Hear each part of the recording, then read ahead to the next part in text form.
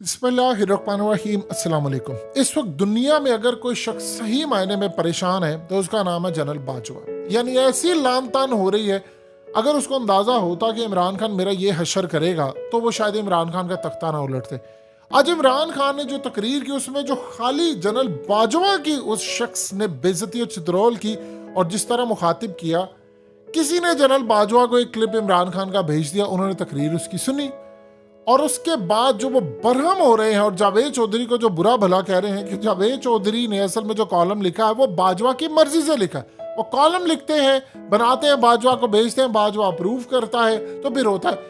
अब कौन सी ऐसी इमरान खान की तकरीर है जिस पर जनरल बाजवा जावेद चौधरी पर कोस रहे हैं कि तुमने मेरा इतना बेड़ा कर किया है कि अब मैं मजीद जलील हो रहा, क्योंकि इमरान खान ने अब एक मौकफ नया बनाया है। उन्होंने एक इंटरव्यू के अंदर क्लियरली इंकशाफ किया, उन्होंने कहा कि बाजवा ने असल में जो हुकूमत मेरी गिराई है, अमेरिका का नाम सेकंड उन्होंने कर दिया। उन्होंने कहा कि बाजवा ने साजिश मंसूबा बनाकर यहाँ से भेजा और अमेरिका ने उस पर अमल किया। इमरान खान की कौन सी आज की तकरीर का हिस्सा था जिसने बाजवा को आग बगोला किया हुआ है? ये जरा आप देखिए, अंत तक आपको बड़ा मजा आएगा। आर्मी चीफ ने, एक्स आर्मी चीफ ने बातें की। सबसे पहले तो मुझे हैरत हुई कि उसने कहा जी इमरान खान मुल्क को तबाही की तरफ लेके जा रहा था, मैंने इमरान खान से मुल्क को बचाना था। तो तस्लीम कर लिया कि उसने फैसला किया था गवर्नमेंट गिराने का, जो मैं और सारी कौम को वैसे ही पता है। लोगों को तो अब सोशल मीडिया का ज़माना है। वो आखिरी रात जिस दिन वो मैंने कहा था कि कोई रह तो नहीं गया, तो उस दिन रात को तो सब कौम को पता चल गया था कि कौन था पीछे इसके।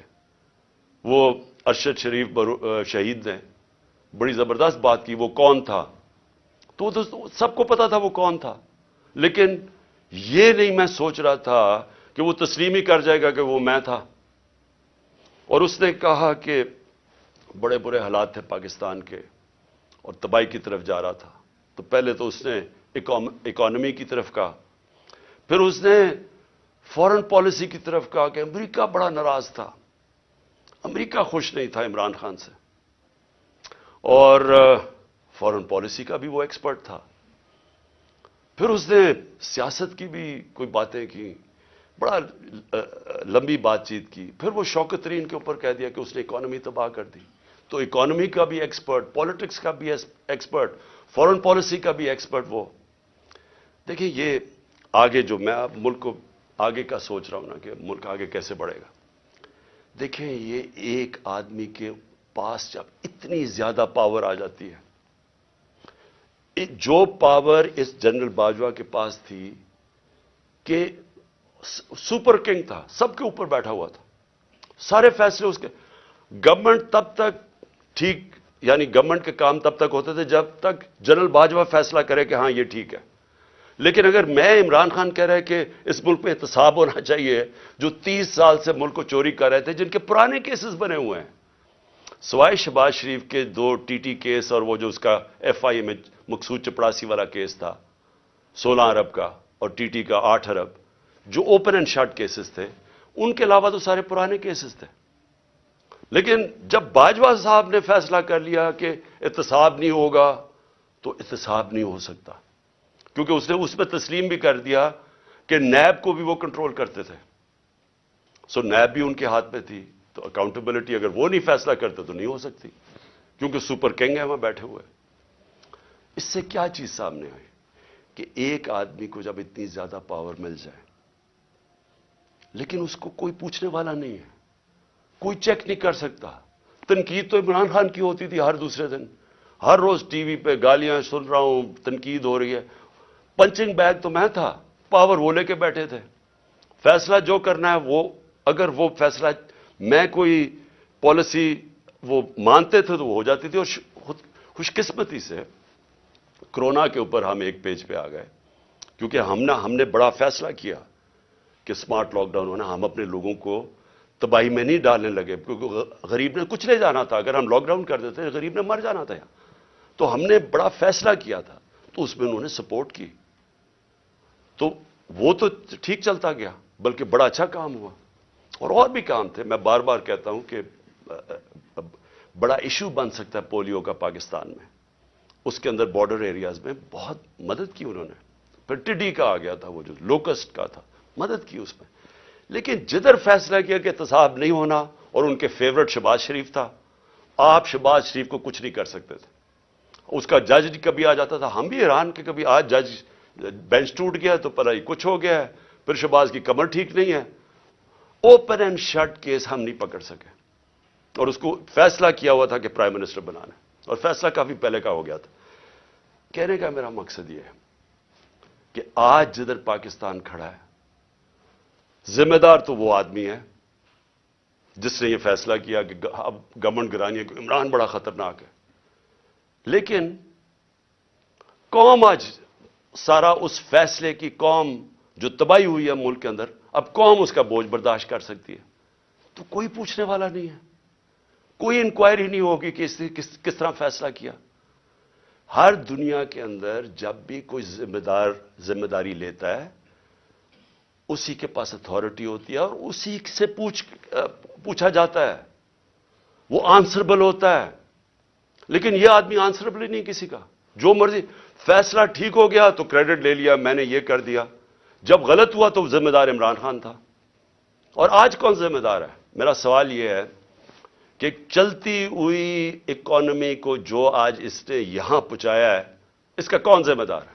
آج یہ اپنی قوم سے کہنا چاہتا ہوں کہ دیکھیں آگے جس طرح ملک چلے گا، بند کمروں میں ایک آدمی فیصلہ کرے گا تو یہ نتیجہ ہوگا.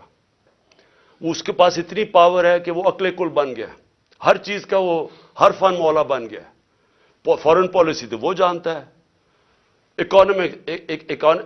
اکانومی وہ سمجھتا ہے، شوکت ترین کے اوپر وہ کامنٹ کر سکتا ہے کہ جی وہ شوکت ترین نے یہ کیا تو وہ کیا. آپ کو پتا کیا اکنامکس کا؟ اور آپ بتائیں نا کہ اب یہ جو اکانومی پہنچی ہے، اب اس کے کون ذمہ دار ہے؟ اور پھر پولیٹیکل سچویشن کے اوپر وہ بات کر رہا ہے کہ جی فلانے کو چیف منسٹر ہٹا دو تو اس کو لگا دو، جس کو لگا رہا ہے وہ لینڈ مافیا کا حصہ ہے، اس کو لگا دو. فیصلے سب کر رہا ہے لیکن ذمہ داری کوئی نہیں ہے. ذمہ داری عمران خان کی ہے جو کہ پنچنگ بیگ بنا ہوا تھا. تو پہلے تو پاکستان نے جو آگے بڑھنا ہے، یہ اس کے اوپر ہمیں سوچنا پڑے گا کہ ایسے ملک، پاکستان یا کوئی اور ملک ایسے آگے نہیں چل سکتا، اور ساروں کو آئین کے بیچ میں رہ کے چلنا پڑے گا. اگر ہم نے اس ملک کو بچانا ہے ان حالات سے، تو یہ صرف کوئی اکانومی کا ماہر نہیں بچا سکتا. اوور آل جو پولیٹیکل اکانومی کہتے ہیں، اس ملک کی گورننس سسٹم کیسے ٹھیک کرنی ہے. سب سے بڑے جو ہمارے پاکستان کو جو اس دلدل سے نکال سکتے ہیں وہ اوورسیز پاکستانی. ابھی ہمیں بڑا فخر تھا، ترکی میں ہم پڑھ رہے تھے کہ ایک پاکستانی نے $30 ملین دیے، جو بڑے مشکل امتحان سے ہمارے ترک بھائی گزر رہے ہیں جدھر سے زلزلے کی وجہ سے.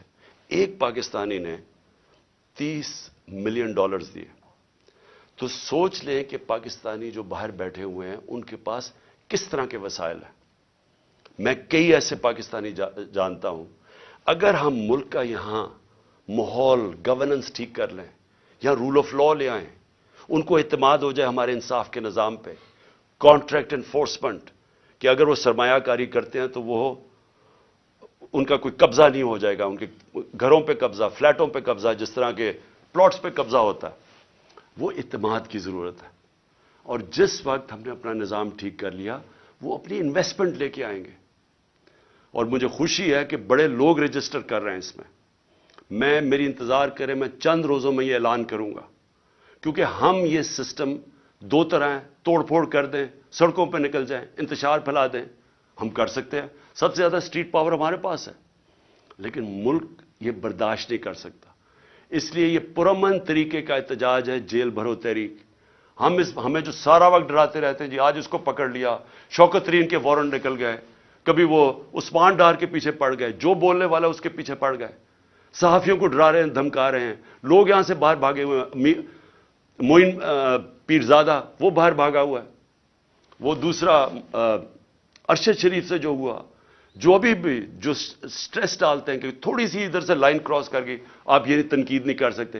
یہ اگر تنقید ہوتی تو جنرل باجوہ یہ ظلم نہ کر سکتا پاکستان پہ. اس کے اوپر تنقید ہی نہیں الاؤڈ تھی.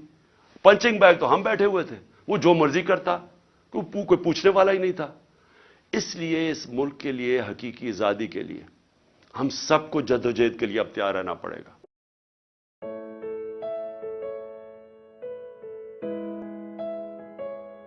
حقیقت ٹی وی کو سبسکرائب کرنا مت بھولیں، ویڈیو کو لائک کریں، شیئر کریں اور کمنٹ سیکشن میں اپنی رائے کا اظہار ضرور کریں.